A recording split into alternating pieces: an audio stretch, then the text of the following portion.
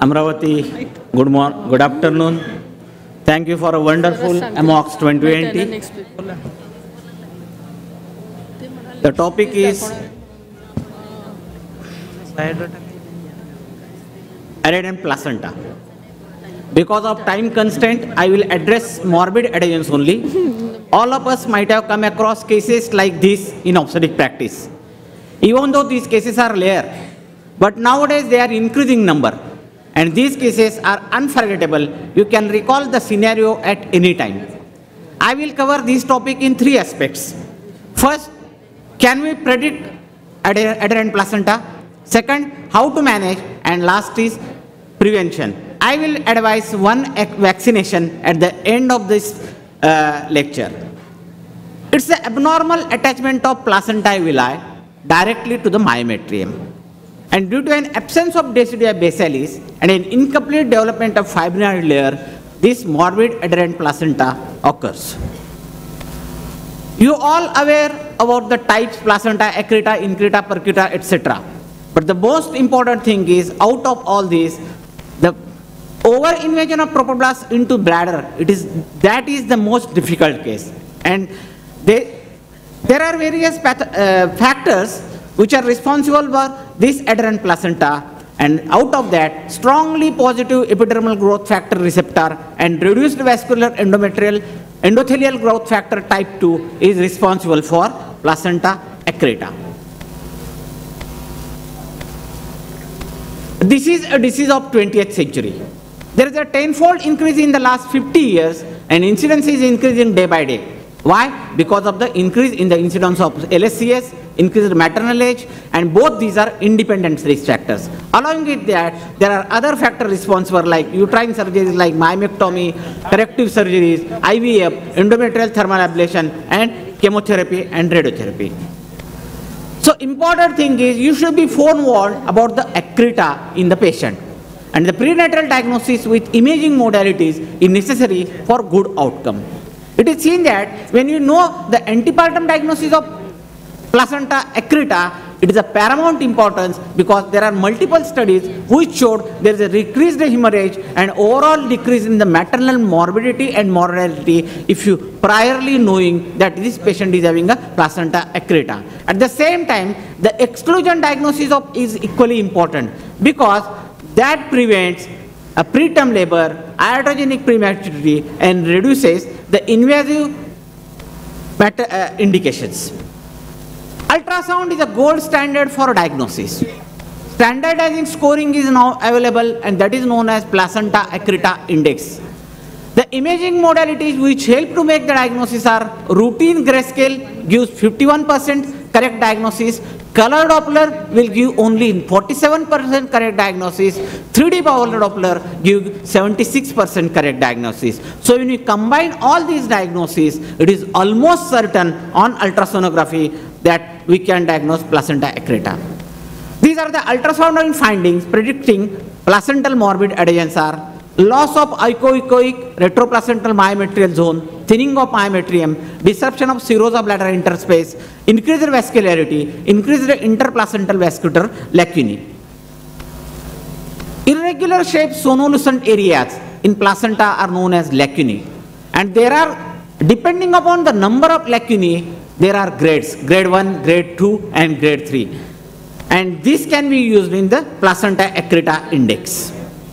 On Doppler examination, there is a turbulent flow in the placenta lacunae, increased vascularity in interface between the placenta and bladder are suggestive of placenta accreta. This is a study where only women who had undergone prior caesarean section and they are taken into consideration, and the distance between the lower pole of the gestational sac and the cervix, and the second is a transfer diameter between the anteriorly uterine myometrium to the anteriorly gestational sac, and this is taken, and the study confirms that whenever it is less in the patient, there are chances of placenta accreta is more. You can see there a transfer diameter and the interval distance between the cervix and that lower gestational sac, it is important. Yes, here also same. Here I quote all the ultrasound findings which can predict morbid adherent placenta. In first trimester, gestation sac located in lower segment, caesarean ectopic. In second trimester, multiple vascular lacunae. In third trimester, twisted pattern, turbulent blood flow, extension toward the bladder. So here you can see all the ultrasound findings which I narrated just now, that is bridging vessel, loss of retrograde space, turbulent flow, irregularity and lacunae. And this is the 3D picture which clearly renders the placenta accreta. Now comes to placenta accreta index. It is a scoring system to predict the placenta accreta where following parameters are considered: number of lower segments in section, grade of the lacunae, sagittal smallest myometrial thickness, anterior placenta previa and bridging vessel. And when you combine all these, the scores are given as per these findings. All scores are added and to generate the overall placenta accreta index score which can predict the placenta accreta. Here, this is a very good method. As the score increases, the possibility of accreta increases specifically. It's a very good guideline to predict the placenta accreta in a patient of previous caesarean section. The role of MRI. Yes, it's additional diagnostic information in equivocal cases, useful evaluation of posterior placentation in a placenta accreta. Now after the prediction, we come to management. Management goals are antepartum diagnosis before 30 weeks, balance the risk of prematurity, proper arrangement of blood and blood product, team placenta accreta in the hospital, intact referral to tertiary care center is always best, and intervention radiology must be considered. There are two choices. Whenever consideration of the uterine conservation, there are various choices: uterotonics, prophylactic, uterine artery embolization, antibiotic therapy, etc. But many a times placenta accreta needs hysterectomy. That should be kept in the mind. Can you leave placenta alone? And the big answer is no. You can't leave placenta in the uterus alone. Can you give methotrexate? The answer is no. Convincing evidence currently supports the efficacy of methotrexate in cases of placenta accreta, and it is seen that many a times after giving methotrexate, again there is a secondary hemorrhage, and most of the time patient may need again hysterectomy. So maternal morbidity is more with conservative management, and delayed hysterectomy needed in many conservative cases. But any other method? Yes, vessel occlusion. And this vessel occlusion procedure really changed the management of placenta accreta. Now this was used in triple P procedure. So what is triple P procedure?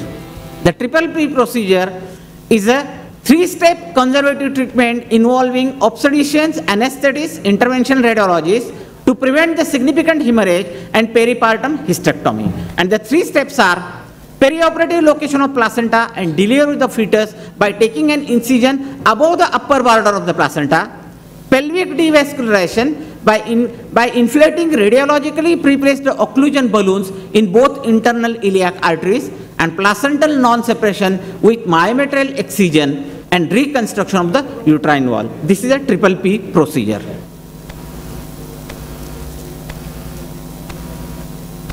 So here you can see already Nayak sir had shown how the balloons can be kept inside. The management. Here the patient to be informed about the hysterectomy. Blood products are more important, and for that I will say this is a leapfrog technique. Before 8 weeks, if you collecting the blood from the same patient, at the end of the 8 weeks, when we are going to do the surgery, you will having 1600 ml of blood, autologous blood from that patient. So, unexpected intraoperative diagnosis is laparotomy. And how to be proceed for this patient? Distorted and distended lower uterine segment, blood vessels are seen, no bleeding, stable patient, but no facilities available at your setup. Cover the uterus with warm packs, ask for assistance, blood, and then proceed for hysterectomy with asking the expert, or close the facial incision, skin close with fuse stitch, transfer to tertiary center, accreta management expertise. These are the few intraoperative images of obstetric hysterectomy with placenta in situ. So the take-home message I will give: antepartum diagnosis, always consider clinical history, ultrasound interpretation, PIS scoring system, multidisciplinary care, neurosurgeon, oncosurgeon, ICU for mother and fetus, and blood. Leave the placenta alone, don't touch it. While tempting, conservative management should be reserved only for those which are severe cases, and avoid methotrexate therapy. So this is the take-home message. And lastly, I will come about the vaccination. So I initially said, at the end I will say there is one vaccine which can be given, not to the patient, but to an obstetrician. In the morning, Evita Fernandez said, don't go for the partogram. If the mother is good, fetus is good, wait, give a trial. In a case of primi, if you give a trial and deliver that primi vaginally, then cesarean section was avoided. So next time, this patient may not get the placenta accreta. So this vaccination should be given to the obstetrician, and that is known as trial vaccine. Yes, trial vaccine for primi. Avoid cesarean section and normal delivery. Even WHO also come with non-clinical interactions to reduce the unnecessary cesarean section. Try them to adopt them. This can prevent future morbid adult placenta. Thanks organizer for giving me opportunity, and thank you all of you.